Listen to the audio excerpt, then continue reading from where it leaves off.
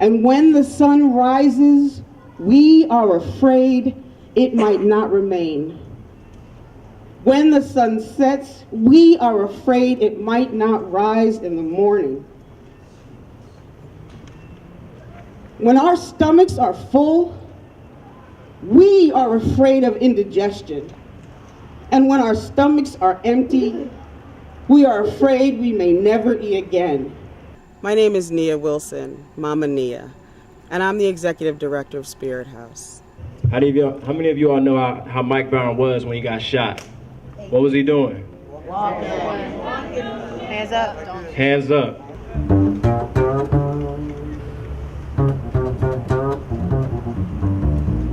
So right now, after several years of listening and having conversations and visioning with many folks from our community, we're at this place where we're talking about what it means to have an alternative intervention process for some of the harms that people are experiencing.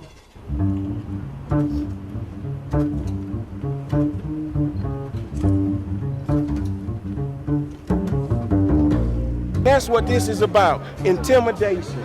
Why can't we fix it and make a dialogue instead of that happening? Why don't they come and walk with us?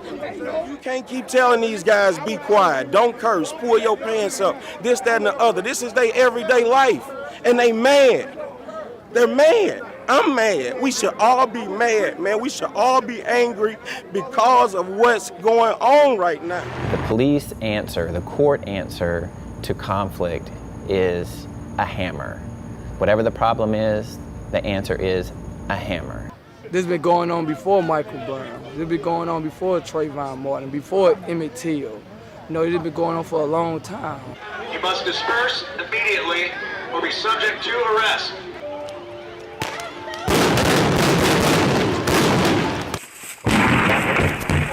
Sir, Columbia Police, search warrant! Columbia Police, search warrant! The problem with that is when all you have is a hammer, everything looks like a nail.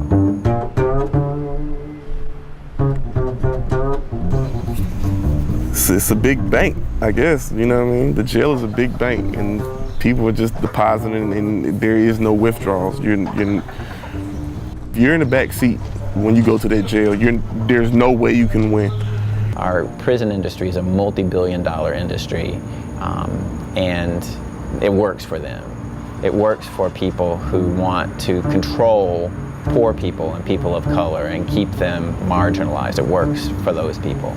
But for the people who are caught up in it, it doesn't work. Oh, right now, okay. So we can't get you registered yet, but we can give you one of these that'll give you more information about, you know, when your voting rights come back. And when you finish probation, you just automatically re-register like a new voter. So there's no other process. And I can give you one of these too. And so are you still doing parole, probation, anything like that? Okay, great. So let's get you to do one of these. Our current criminal justice system is adversarial. It does not benefit people who've been harmed by crime, and I purposely use people who've been harmed by crime because the whole kind of labeling of victor and offender is problematic. So it doesn't benefit people who've been harmed by crime, nor does it benefit people who might have been the harm doer. This represents me as my lower self. The bandana, the guns represents lust. The woman represents lust. You got the money representing greed. You see the dice representing the gamble of a lifestyle that I had chose. I have a Islamic background. My mother and my father, they used to call it the dunya. You know, this is the hellfire, and this is everything that will bring you to the hellfire. You know, lust, gambling, greed, gluttony, gambling, and it led me to, of course, it led me to prison. Umar has had a life where, you know, he's made some poor choices and he had to deal with the system based on the choices that he made. And all that he wants to do right now is to help his community to be better. To now use someone like that as a healer, as a bridge builder between harm doer and the person who was harmed is really powerful because they can bring a whole new perspective towards promoting community cohesion.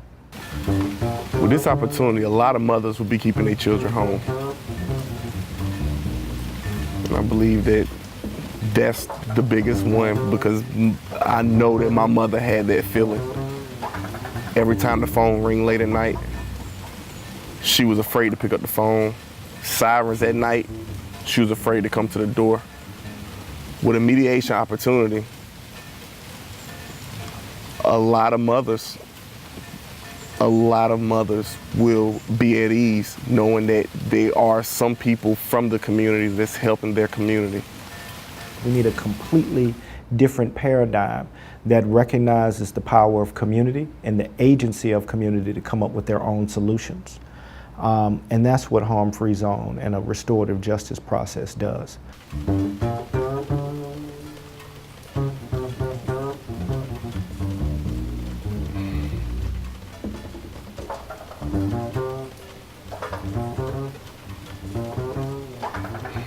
So now you know what we're up to. The Harm-Free Zone is about transforming our communities. I believe in our magic. I think you believe in it too. So thank you in advance. Come on and join the journey. When we are loved, we are afraid love will vanish. When we are alone, we are afraid love will never return. And when we speak, we are afraid our words will not be heard nor welcomed. When we speak, we are afraid our words will not be heard nor welcomed. But when we are silent, we are still afraid. So it is better to speak. It is better to speak. It is better to speak. It is better to speak. It is better to speak. So it is better to speak. Remembering, we were never meant to survive.